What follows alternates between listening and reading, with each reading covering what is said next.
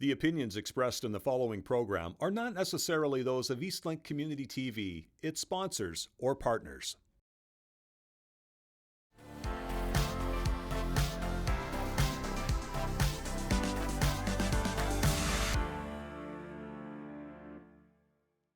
Titans of Business on Eastlink Community TV, the program that takes you behind the scenes of some of the most successful businesses in the region and gives you the chance to meet the people who built them, oftentimes from the very ground up. And today, the president and founder of Kinduct, he is Travis McDonough on Titans of Business. Welcome to the program. Thank you.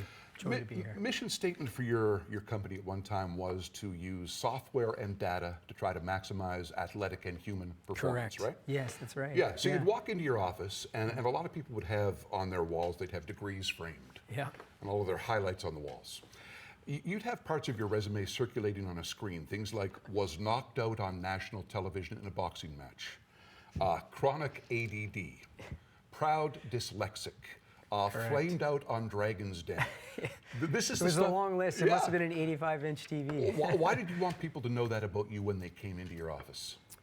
Failures and embarrassments are oftentimes sort of the building blocks for future successes, and I think it was important for me to be able to show a lot of the young folks in the company that it's okay to celebrate and again be proud of some of those failures, because ultimately that's how you get good at what you do, you know? So, yeah. Let's go back to when you were young and in high school. A self-described not very good student. You had a tough time, didn't you? I did. I had sort of a cocktail of learning disorders, slow processing, ADD, dyslexia. My brain was it operated in a different fashion. So academics did not come easy to me at all. You one time described yourself to me as a bit of a lunatic in high school. Understatement. What does that mean exactly? You know what? It's funny. I think my brain was always like, caught between two radio stations, and I think that I was never comfortable in my own skin. So I think I lashed out, did things I probably shouldn't do. I pushed the boundaries with my teachers, my parents, the law, and I'm just so happy that I didn't end up going down a deep dark hole. But I was very close. Yeah. How did you wind up with that as your background? You wind up at Acadia. You get into Acadia, and how does that? My neck. How does that go for you? First term, a disaster. I was failing everything, and I think I came to a low point in my life, looked in the mirror sort of at Christmas time and said, look, I think I'm about to let life pass me by. I'm going to be on the sidelines here unless I pick up my game. And I think I decided to change my habits dramatically and started to, give back to, sport. I started to get more active in sport, get more active in fitness, and I really started to lean into the academics as much as I could and tried to turn the story around. You became fascinated by biomechanics and the like? I did, yes. And then that led next year for me to go to Queens and study, was the early stages of a kinesiology degree that, again, I went back to Dalhousie, so 3 universities in 3 years, but it was at Queens where sort of the gestation of my love for the human body was started. Yeah. You have a really odd defining milestone moment. I mentioned you were knocked out in a boxing match on CBC television, national TV, the Olympic trials? That's right. What year? Right. 92. Yeah. Yeah, and you got hurt, right? I did, and it was a very humbling moment, a moment that my brother still dusts off the old VCR and puts it in on a regular basis. It's a favorite at family dinners. Favorite at family dinners, for sure. Yeah. But yeah, a guy by the name of Humberto Alvarez put a pretty bad beating on me, and it created some pretty significant damage in my neck. But thankfully, a chiropractor turned my sort of career around, allowed me to go back playing sports of all kinds, and that led me to the profession. Without having to get surgery, right? Correct. Yeah. So he inspired you. He absolutely did. Yeah. Right. And how do you wind up in Ireland? I know a big part of your life was spent in Ireland. McDonough name, obviously, but yeah, that's a great question. In '96, my brother, father, and I went. Really fell in love with the country at that stage, and it was a big part of our heritage. But I graduated, and the next day got on a plane for Ireland. Got off the plane, didn't know where I was going. Asked the cab driver did he know of a good town to check out. So I ended up in this town called Ennis, County Clare. Fell in love with the community. And again, it was sport that became my connective tissue to that area through basketball, through tennis, and through treating a lot of the local sporting celebrities. You had no plan when you landed. Zero plan, zero. Other than I had a, appetite for adventure, a taste for Guinness still, and a raging entrepreneurial fire inside that really came alive and was fueled when I was in Ireland. And you were successful there. You had a good thing going, did you not? I did. Well, I was successful and unsuccessful. So I had multiple sort of businesses. I created a multidisciplinary healthcare chain along the southwest coast. I had an orthotics company. And I had some bad failures too. I opened up a fitness chain that was a gong show. So yeah, I think it was a perfect example of the lack of power of focus though, because I was doing too many things and juggling too many balls. So some successful, some not so successful. What brings you back to Nova Scotia? I think a range of different things, and look, we got out of Ireland by the scruff of our neck, really, because the Celtic Tiger collapsed literally within months of us coming home. But I think there was the pull to come home, to be around family. I think a house came up in the neighborhood that we wanted to live in, so we moved back in 2008 with the 3 kids who were all born over there, and we kind of hit the reset button on business and life. So you're back home with a love of biomechanics, a love of software, a love of data. How is Kinduct born? Well, I think I was always very passionate about trying to allow athletes to become the best version of themselves. And so I really had no technology experience, but I had an idea, I had a vision, and I reached out to my brother's brother-in-law at the time, a guy by the name of David Anderson, who was a tech mogul or a tech genius, and he and myself and a third guy named Kevin Rimmer put the fundamental pieces together of this new company called Kinduct. Called it Kinduct, why? Kin meaning family, of which we were, and kin sort of kinesiology, and conducting things, sort of like leading to bigger and better things. So we mentioned off the top, the idea here, use data, use software to maximize an athlete's performance.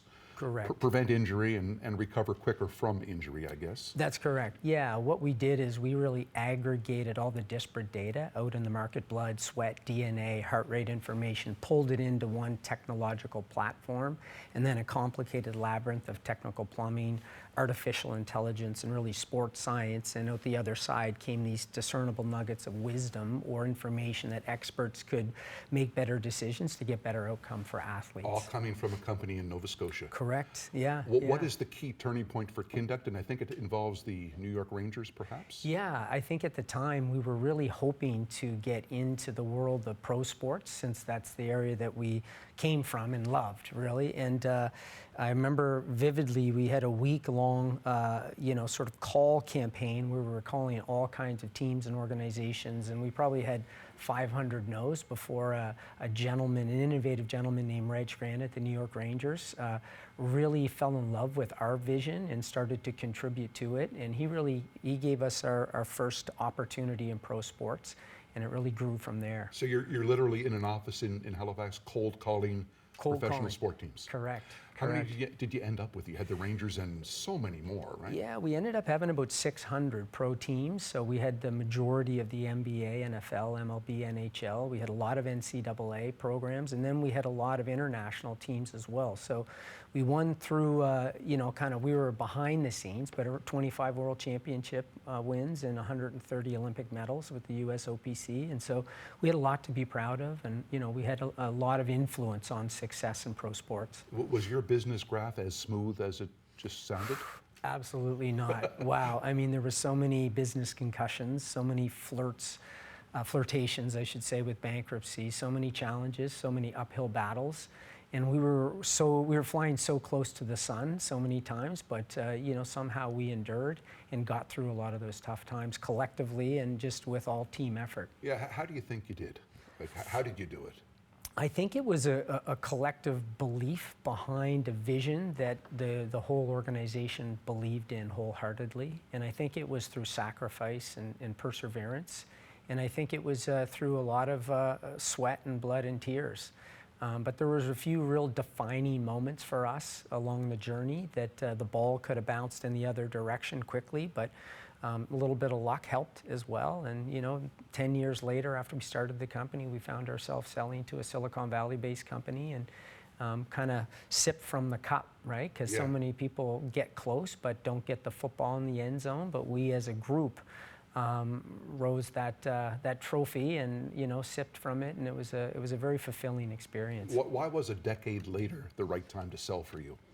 I think at any point in time, a leader in a company needs to realize when they've given as much as they can and recognize when you need to bring other people in to carry on the legacy of the company and grow it beyond what you're able to do. So I think we had real ambitious plans to take this around the globe, and the company that purchased us had international presence. They had sort of extensive business acumen. They were well funded, so it made sense for us to do it at that time. You're really proud that this all happened in Nova Scotia, aren't you? 100%. I mean, I think that's the best part of the story, is that the people involved, they weren't from Silicon Valley, they weren't from New York or London, they were from Glace Bay, they were from Yarmouth, they were from Shelburne. And none of us had a lot of experience in this space before, and I think we were up against the SAPs and the Microsofts, and somehow we found a way to win, through sort of scrappy persistence. Don't want this to sound glib at all, but it sounds as though you found a way to make your ADD work for you. 100%. I look at it now as a desirable difficulty. And I think, when you have those learning disorders, you need to sprout new attributes, learning skills, being able to recognize pattern recognition, putting emphasis on relationships. And those were the things that ultimately led to our success. What are you doing now? We've just started a new technology company, and the focus is on helping to create healthier communities, and we're doing it through a gamified wellness platform. We built it on the pillars of gamification, and we're very proud that hopefully it's going to lead to much healthier communities around the globe. I mean, the problem that we're solving is enormous, but we're literally witnessing the largest self-inflicted serial killing in the annals of humankind. That's down to sedentary behavior, it's down to too much screen time, and it's down to the ineffective educational methodologies out there. So we're trying to change that, and this is really a movement for movement, and we feel we're going to make a major impact. A lot of this research is taking place literally in your backyard. Correct. In a gymnasium, yeah, right? That's right. Would you mind taking us there? I'd love to take you there. It'll be my pleasure. We'll do it after this break. Travis McDonough is our guest on Titans of Business. We'll continue on Eastlink Community TV.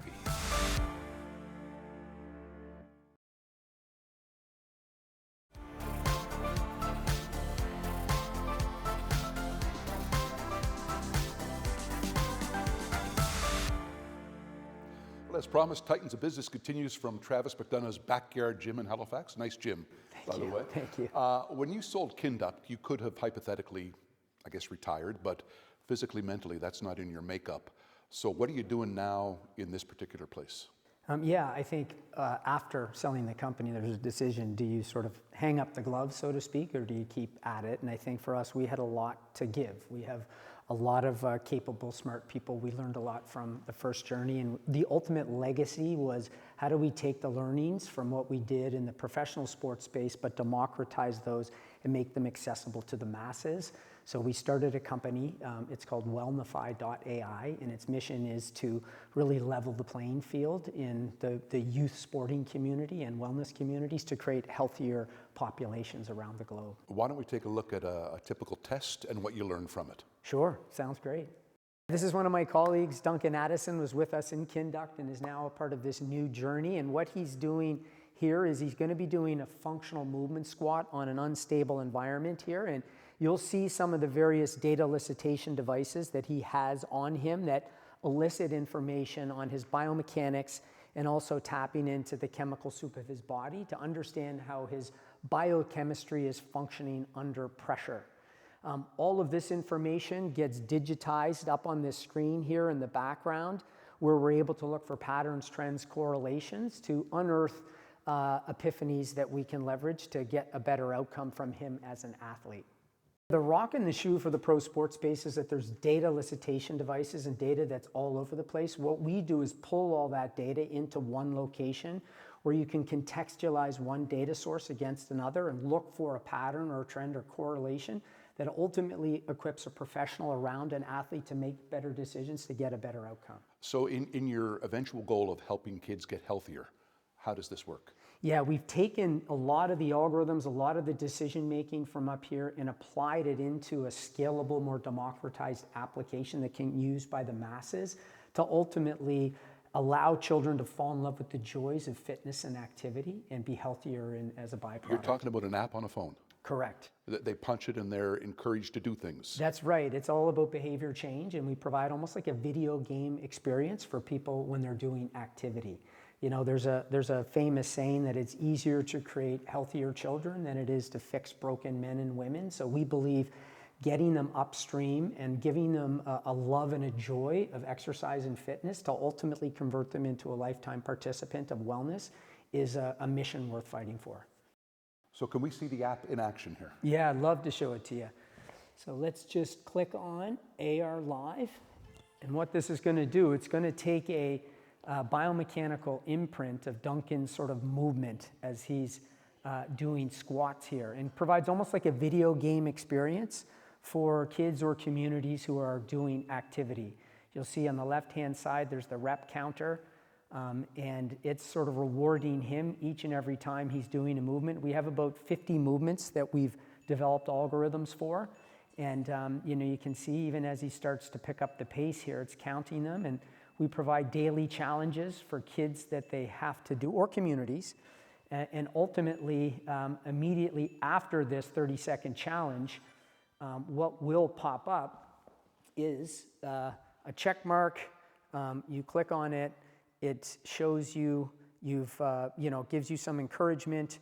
You're able to then get what are called XP points that fill up. And these provide currency that you can apply to prizes, like tickets to an NBA game or a local, you know, sort of sport. Or so incentives. For incentives. Kids to, yeah. Incentives. You can also challenge your friends because it's all about community. So you can invite people into this atmosphere and hopefully allow kids to fall and communities fall in love with the joys of activity. So is this app actually in action somewhere outside of this gym right now?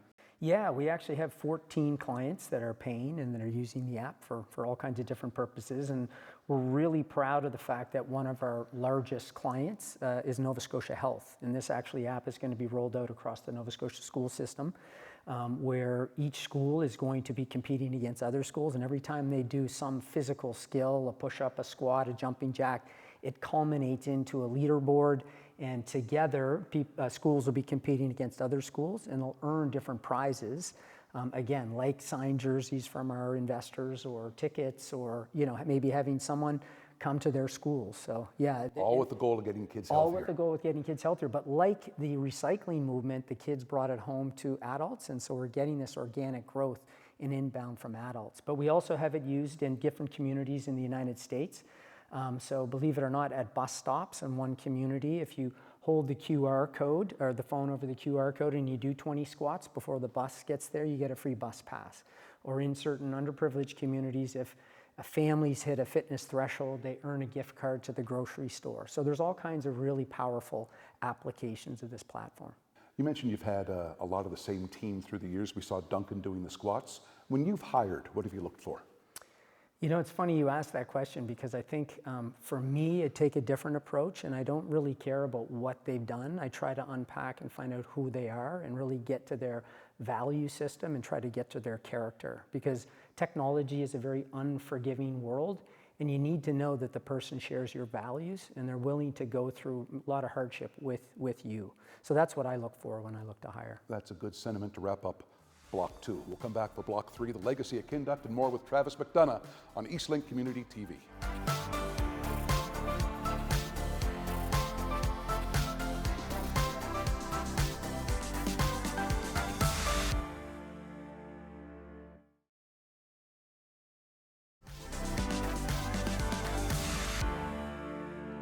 Final segment on Titans of Business with the founder of Kinduct, Travis McDonough. When you were that struggling kid in QEH, Did any of this even remotely seem possible?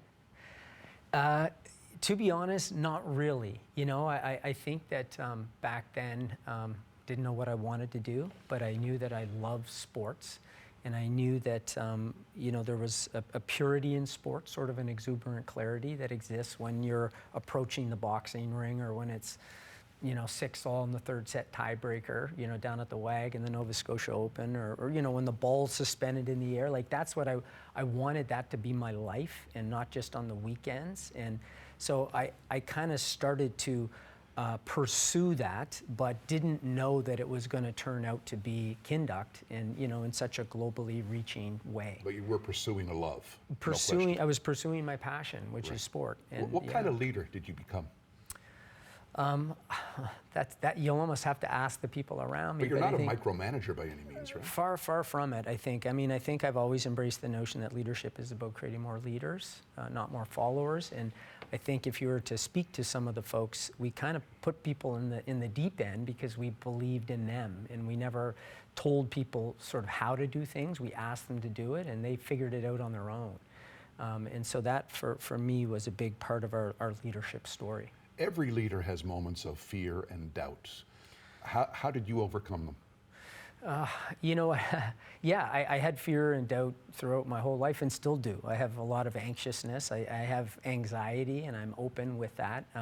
But I think at a certain point, I've recognized that, you know, you have to push yourself through periods of fear, or these character-building moments, because that's where you discover a lot of the greatness inside you. I think we all have a lot of biological and genetic potential, but it doesn't get manifested unless you put yourself in these very difficult situations. So whether it was exposing our business intricacies on the Dragon's Den, or stepping through the boxing ring with someone who's got 20 times your experience, or pitching on Dodger Stadium, you know, to investors, all those things, great things happened on the other side of those periods of fear.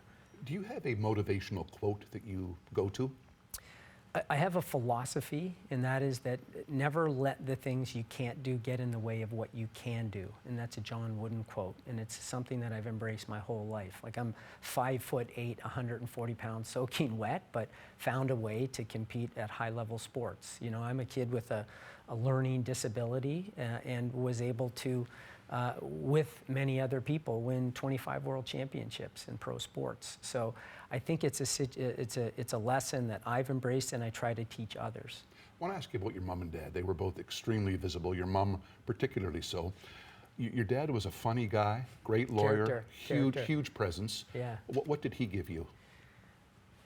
He gave me a lot. I mean, I think he taught me to never underestimate the power of a father's belief in their son. I think he never looked at me at who I was, but always at who I could become.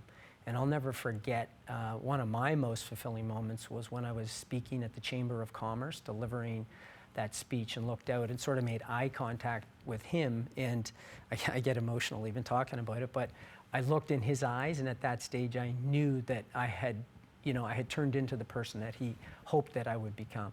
Yeah, when you were that lunatic, he was there for you, right? 100%, you know, and there's a saying that, you know, I do my best because I count on you to count on me, and I counted on him to count on me, and he expected big things from me, and that got me through a lot of tough times. So your mom is one of the best known social activists and politicians in the country's history. What did you get from her?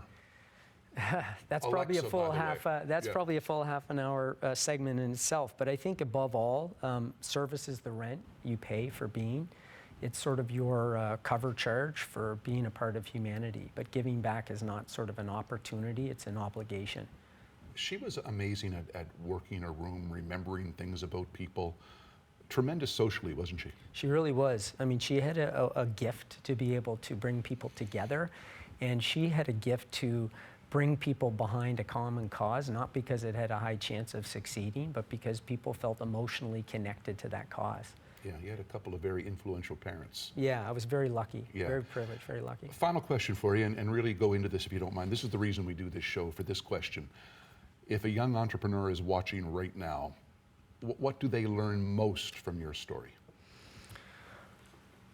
I mean, I think you don't need to have everything figured out, before you take that first step. I mean, there's an MLK statement that take the first step and the road will appear. But there's so many reasons why you could say, I can't do this, but there's so many reasons why you can. And great things can happen from Nova Scotia. You know, there's geographical limitations, but technology has sort of level set the world, and there's now more opportunity than ever before. So this is kind of a call to action to all those entrepreneurs. We need you, and we're living proof that you don't need to have it all figured out to begin the journey.